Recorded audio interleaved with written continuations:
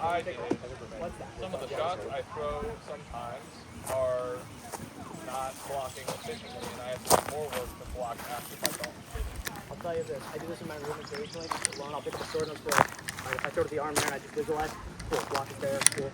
And then you start to build a repertoire. Did anybody notice that a lot of the shots you threw, you end up with the same responses over and over again? Yeah. Because that's going to happen. It's almost like responses are predictable. And the options are there. Once you can identify what you're throwing and how you throw the shots, your game's going to change. Okay? And you can change the arcs of your shots and the angles to put your blocks in different positions. Okay, so just as a real quick example, if Raph holds a sword up, all right, if I throw into his hand like this angle, just give your hand up. If I just throw, this is the plane that my sword is traveling on, this really wide, ugly arc, right? I can throw that with my blocking outside. Is there another way I can throw the exact same target, same arc, but have my hand in a more efficient blocking position?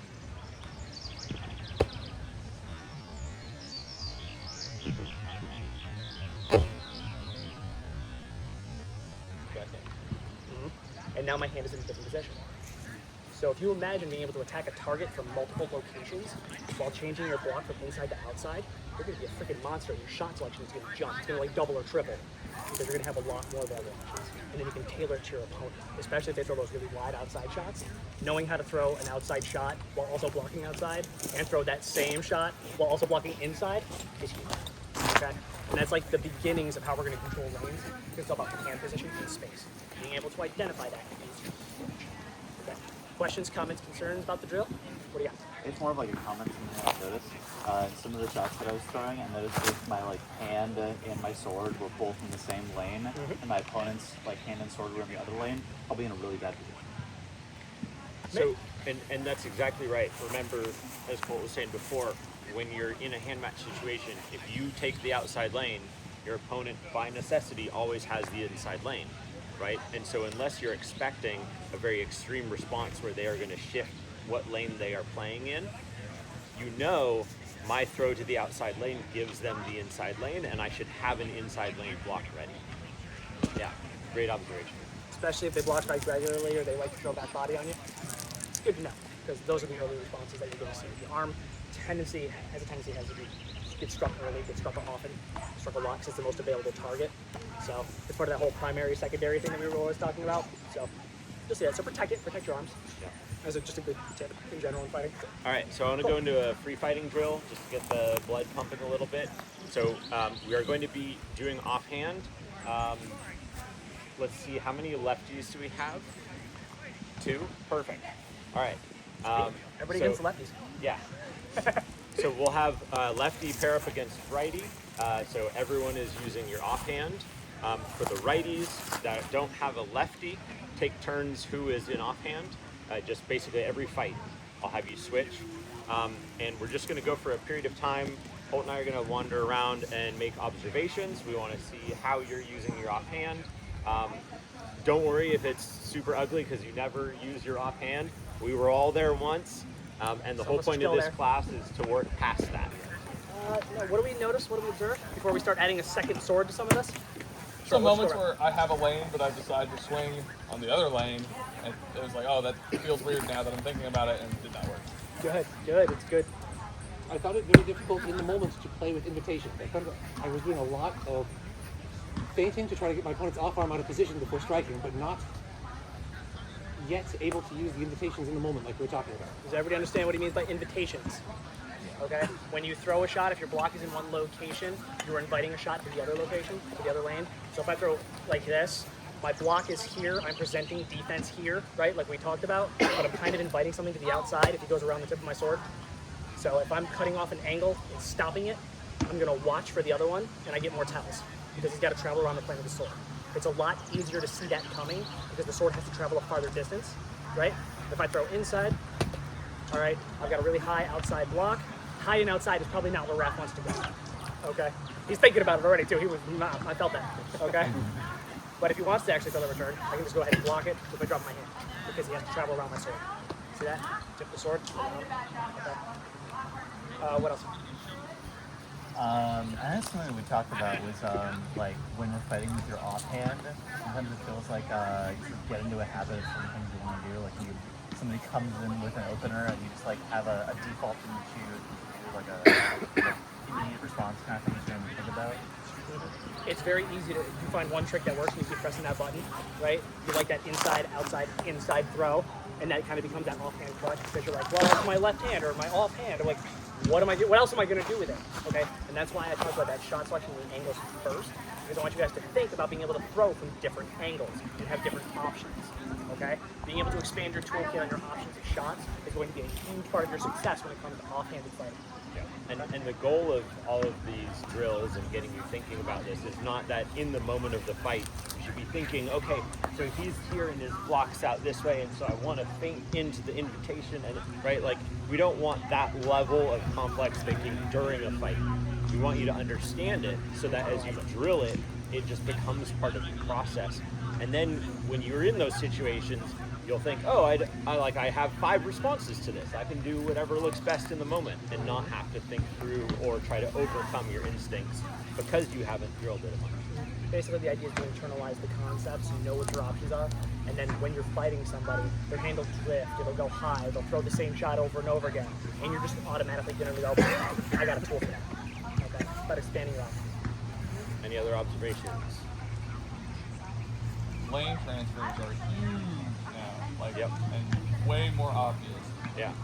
Did anyone notice when they would throw into a lane and face their block into that same lane, like throwing to the outside with an outside facing block? Did anyone catch yourselves doing that? Yeah. Yeah. Almost everybody does it. It probably happened to you once. If you weren't paying attention to it, you probably did it anyway. Yeah. But now, exactly like you see, this matters a whole lot more than if we're across and I'm just coming outside and able to fight across that lane, right? Because I'm not giving an inside lane just by the choice of me going outside. Yeah. All right. So we're gonna hop into doing two sword.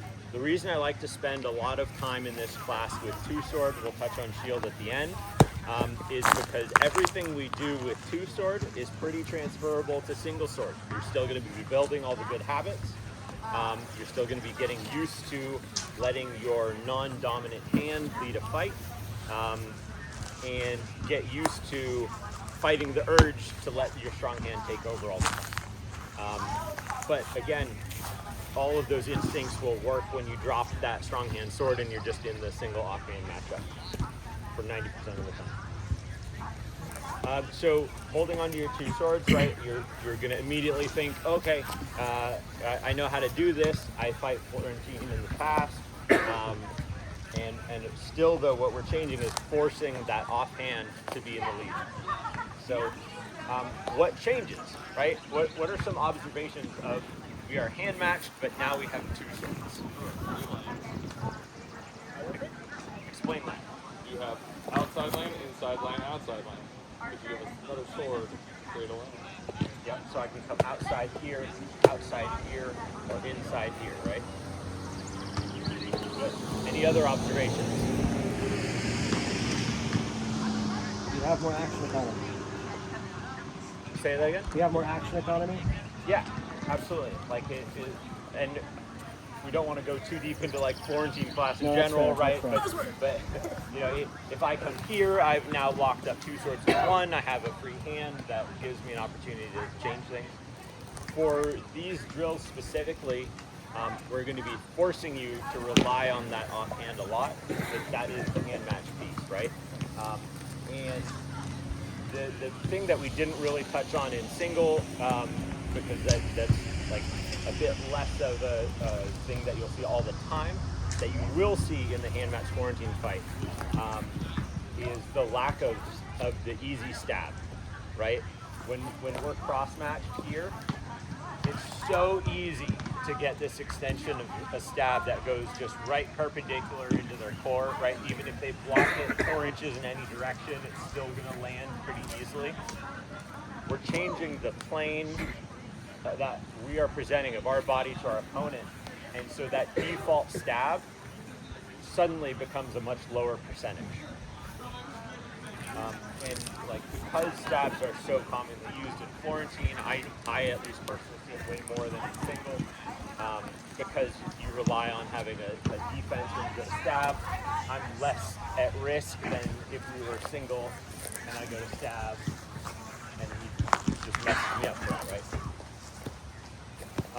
But other than that, not a lot has changed. So you're going to see the same things at play with those closer hand-matched lanes, right? So if I go outside, I've given him the inside on that side, right? And vice versa. So the first drill that we're going to do is your strong hand is only allowed to block. If you accidentally throw with it, reflexes will happen.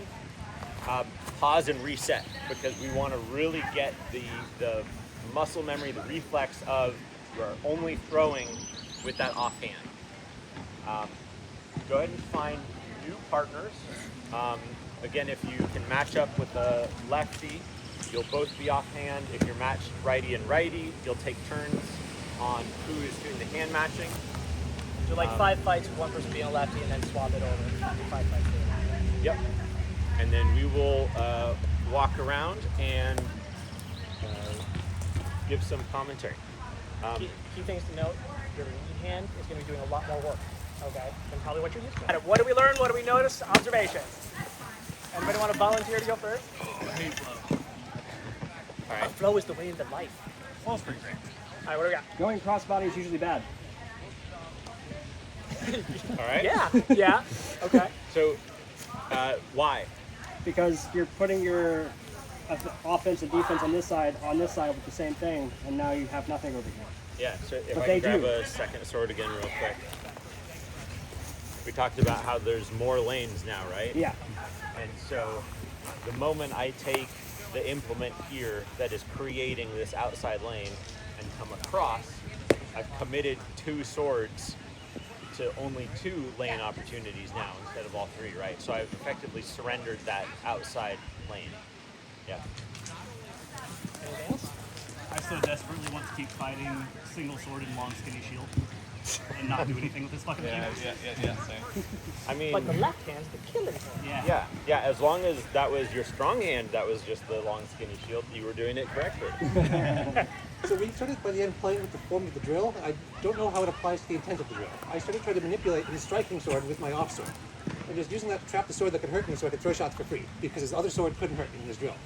Yeah. Is that real? Is that a thing? It's viable, and if you got value out of it, yes. Okay?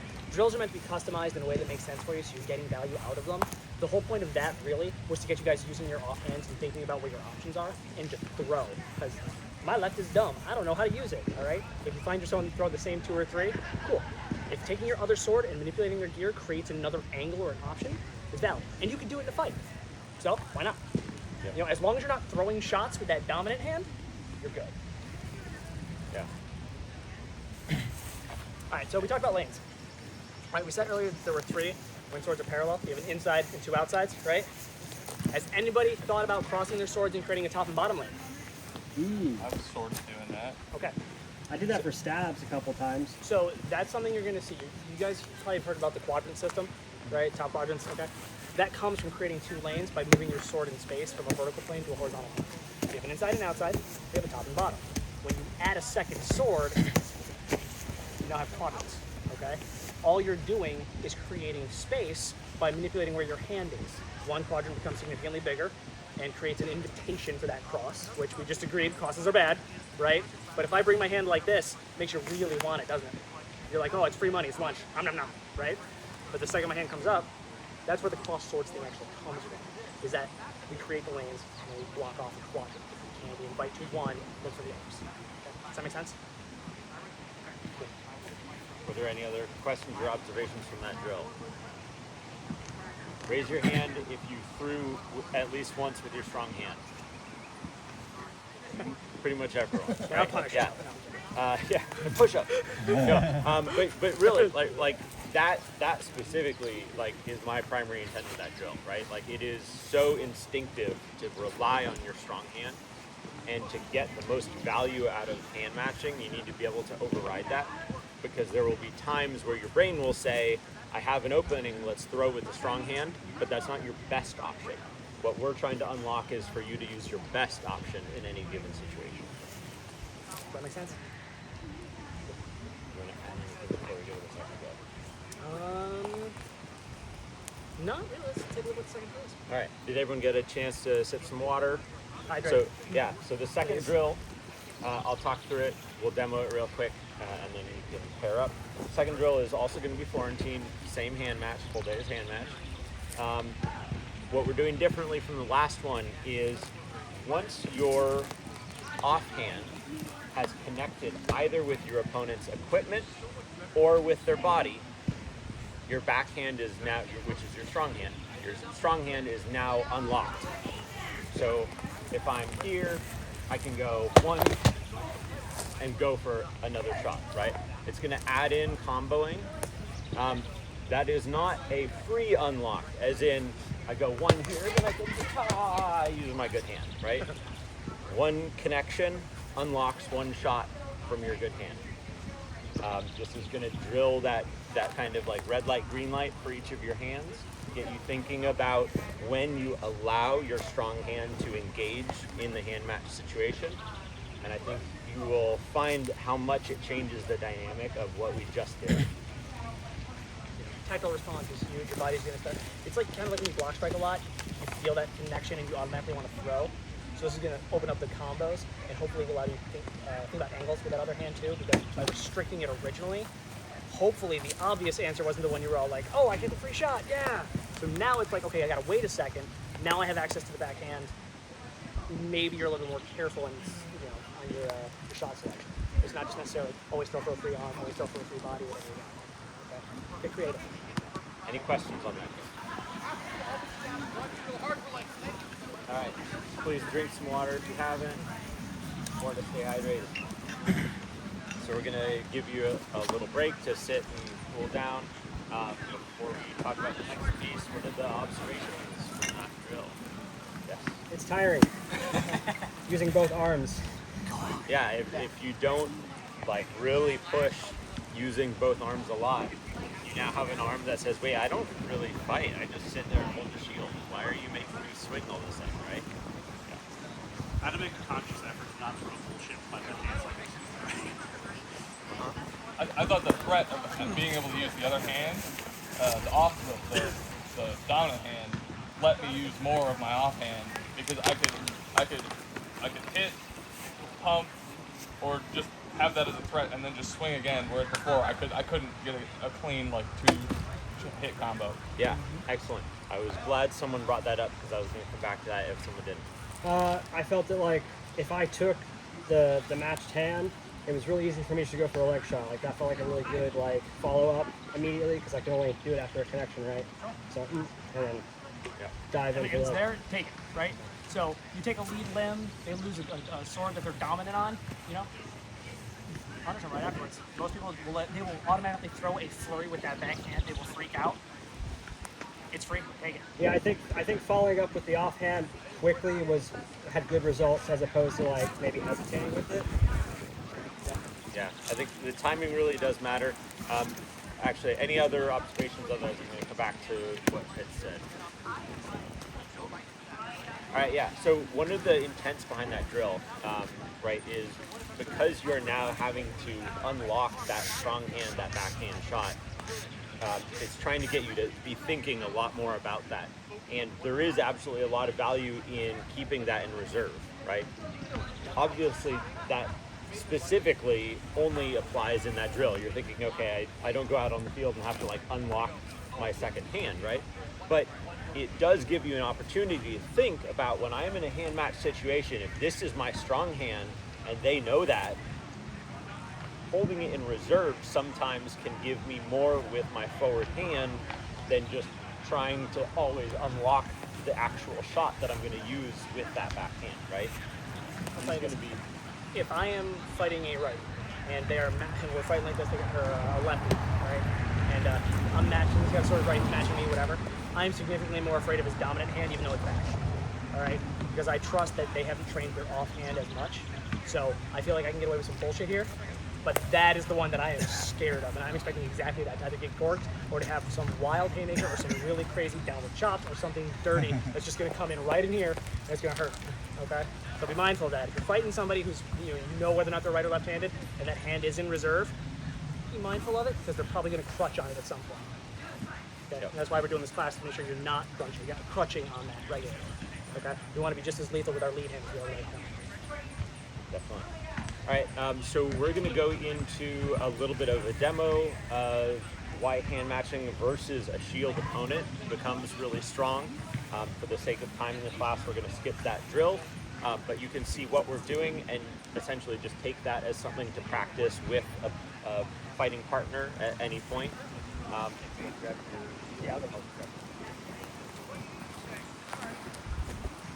So the exact same thing about that lane control applies when your opponent has a shield. If I'm a righty and I'm coming into this fight with my right hand forward, we now have that same cross matchup. Even though I have a second sword, we're really fighting this diagonal across the space, right? And so he has access to a stab that's really easy because it's perpendicular into my body. And a lot of my just kind of basic core shots, without adding a lot of angle to them, are pretty easily denied by that, right? Pretty easy for me to end up on the other side. What is the weakest side of a shield person defensively? Short side. Sword side, right? And my threat to his sword side is way back here, right? So it's so much harder for me to threaten the weakest area of the boardman with that back hand being so far away. Gives me time to Yeah. a lot of time. As soon as I hand match, I've now brought offense to the side that my opponent already feels more threatened against. And you can see how much just adjusted right there, right? Like, he knows that the threat has changed. I'm a righty, this is still my strong hand, but my strong hand can still come in and do threats to the shield side, and he can't ignore this hand because it's so much closer to the threat. If he goes to high cross or something, I have an immediate reaction, right? I don't have to extend from back here and try to come in for that arm. Crossing a flow back. Crossing flow back. Yes and no. Okay, you are allowed to throw a cross center line flow as long as your hand isn't crossing center line. If you're reaching like this, that's bad. If you're throwing straight and just turning so the tip of your sword is connected with the arm, you're still able to block that side if you have to. So it's a good way to think about it. But so throwing across is okay as long as your hand isn't drifting. Don't drift your block over, so now you're overcompensating on one side. Make sense? Yes. Cool. Yeah. Thank you. So now we're going to go into the quadrants that Colt touched about, right? If I'm here, right, I don't really need to defend this right outside lane anymore. So it becomes fairly ineffective for me to have to think about, okay, I'm dedicating a full sword to over here. Because if he's going to cross, and we've already established I've got this threat right here, I've won that already, right? So I no longer need to allocate this sword so much to that right side. So what I'm instead going to do is drift it in, right? I'm bringing both swords into that sword side conversation. And it gives me the ability to threaten now with either hand at where their weakness is, right? We won't go into super depth, but there's a lot of theory about like how much you cross. You can do cross baits where you're trying to draw them in and look to sweep out, right? There's a lot of things that you do. Instead of trying to teach any of that here, what I want you to see is just why would you hand match against a board fighter? And then you can take that, drill it with your fighting buddies, go out onto the field. If you come against a boardsman, just decide, okay, in this practice, I'm just going to try it hand match, see what works, see what doesn't. But the most critical piece is just going to be doing it. So you get over the uncomfort of that feeling of putting your offhand forward and then relearning how do you fight from that position. Anything you want to add to that? Long story short, this is the threat, tie it up. With both swords on the same side, and just go. Okay? Make sure that they can't do anything with this. You can throw stutters, you can block, you can do all kinds of crazy shit, you can manipulate it. You have two threats, use it, shorten the distance, and just punish them hard. Because this is the side that a board should be dying on a run, and shield side shoulder. Because once this gets tied up by his left, I'm really worried about that. If my arm is exposed, my board comes with me, what's open? Shoulder. Okay. This whole other side. Okay. So you got a lot of options there. But you have to do something about this. This has to be tied up. Having that lead sword up there takes care of that for you, or at least it should, with a lot of good practice. Maybe some more block strike. Couldn't not plug block strike in. All right. So, but yeah, anyway, so yeah, basically 2 swords, same side, and it'll help significantly, because then he could even use his right hand to tie up my sword and push it out of the way, and there's the thunder. Oh shit, I'm screwed. Okay, yeah. How do you answer shots to your like forward foot quadrant? So if they're throwing dark side, money, stuff like that. So you're saying to their Like, yeah, sorry, like to your back. Yeah. So the idea is the distance that his sword has to travel to get there is always going to be past this hand.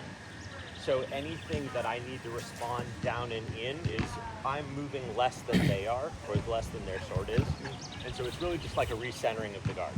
Okay. My projection, in most cases, is actually designed to never let them get to that quadrant. Like I'm trying to catch their sword with one of my swords and even take it out of play before it can get to that point. I throw like money, right? Come on here. Oh, I am so money, right? Come on here. Oh, I am so bad. Okay. The big thing is take that out of play, have your hand just drop, read it. Read the level change. Okay? The knees are gonna bend, the shoulders are gonna drop, the hands are gonna come down. Expect that it might be a fake, because it might come up and do something crazy. But the second that hand comes down, you gotta be ready for it, right? You can read a level change like that. Right? It's his rear hip, it is low. If we are standing upright fighting like this, that is a very far distance for me to travel to hit. I have to close. That's the farthest kill target possible, because Yeah. it's going from that shoulder diagonally across to this back hip, right? There's a triangle. Yeah. Geometry. So like just by the setup that I've done here, by getting into that hand match position, I've made that a tertiary shot already. Does that make sense? Okay. Cool. Good question. Yeah, any other questions on that? Does everyone promise to go try this at some point? I promise. How many of you are lying to me? How many of you are going to fight board on board later, and I'm going to be like, where's your other sword? Oh, I guess I've got a question. Sure. Yeah. So I've noticed that Kyle, you're fighting shield forward. Is it same principles? He's left-handed, he's matching me. I'm scared. That's it. If I fight sword foot forward, I have now presented 2 options. Low quadrant, high quadrant, right? I'm protecting this okay, right? My shield side hip is almost out of the equation because that's his rear sword. But I'm very worried about the fact that he's going to throw hard and aggressive towards my sword, tie it up, and then either hit me in the head or, connect with that sword side hip. Lefties throw that. It's one of the bread and butter shots. So if you're going up against a matched Florentiner, like, just reflexively, I take it out of the equation. I want to bring it back a little bit more. Okay. That's just my personal preference, just because I want to put that block as far forward as possible. I feel confident in my sword play, right? A lot of block strike. Plug in 2. Not propaganda. All right? But that doesn't mean that, this is going to be free, but it doesn't mean that I'm protecting it. Especially if I'm fighting somebody that I don't know and don't fight regularly.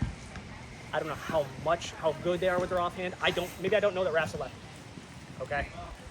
But I see he's got flow and he's matching me. I'm going to be rethinking giving him an additional target when, the whirling dervish of death with 2 swords. Okay?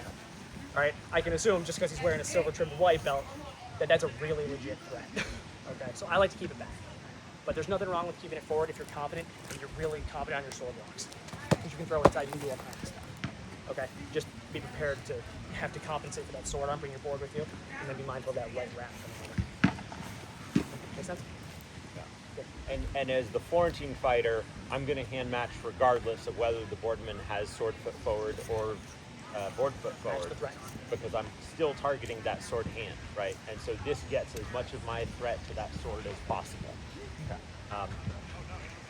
As he pointed out, the things that change are just which targets are closest to me, and so that might change my shot selection a little bit. But at a high level, my theory is still going to be aggress against the sword, take it out of play, hit whatever's open. Good question. Any other questions? Comments? Concerns? All right, for our final, we have 10 minutes left. We're going back to where it all started. single sword, offhand fighting. We're going to do more rotation. So instead of matching up with someone, we're going to do 2 bear pits. And we will have you just move through. If you are righty and the opponent coming into the pit is also righty, the person who is in the pit gets to be right-handed. The person coming in is the hand match practice. Make sense? Any questions on that? That gives us just enough space to stay in the shade. So if we can just move gear towards the tree line. Yes. That's exactly what I want. Just wish it wasn't your dominant hands. So who bracketed? No, I'm kidding. I'm kidding. We did a bunch of drills, talked about different things. What are your observations now that we went back to the beginning with all of that in mind? What did you see? What did you observe? What did you feel in that set of fights? Observing the planes was much more apparent. Kind of like understanding what you can shoot for, as opposed to just always relying on like your bread and butter and what you tell every day sort of thing. I feel like little movements, because we're mirroring, became so much more significant. If like we were cross or had a shield or another sword, like those little movements became more drastic. Definitely. I had a lot of success stepping offline. Yep. Going offline gives you the lane that you wanted without even having to manipulate swords necessarily. Yeah, definitely. Anyone else? I wonder if shorter fighters have easier access to the inside lane. I've noticed that I'm always losing the inside lane. Just now I was thinking that if they tilt the point of their sword and I'm coming down at them, they just get the inside lane by default. I don't know if that's true or not. I would say as a short fighter, I feel like I'm usually in the inside lane, defending from the outside. If that's the case, it's either a hand positioning issue or a range issue a lot of the time. Being that tall, like I am shorter than you, right? So if we line up, right, and your sword is there and I'm defaulting to the inside position, don't give it to me, just adjust. Right? So what adjustment do you do? Step sideways. That work? That's fine. Up. Step off. We're going on the inside. Up. Makes sense. Then you probably too close to the fight. Right? And so realistically, if we're actually starting a fight at an appropriate range where I don't have access to something right away, I have to half step in, and now I throw. Well, don't give them a lane right off the hop, right? You're probably still in the wrong if that's the case. Makes sense. Might not use it for up. It's the dirtiest shit ever. All right, lay on. Don't be that guy. He also happened to be a lefty. Dirty lefty. All right. Any other last observations or questions for that? Awesome. So that is the end of our class. Thank you all for coming. If you take one thing from this class, really all I would ask is practice it. This is one of those things where doing it matters way more than a really deep theoretical understanding. Unless you put a sword in your offhand and swing it a bunch, you won't build up the muscle memory that you need to be able to control it, to be able to do those theoretical things that you want to apply down the road. So please do try it out. If you're sparring with people and you pull it off, come tell one of us. We will give you a high five. And feel free to hit us up. We're both on the Discord, SKBC Discord, if you have questions down the road.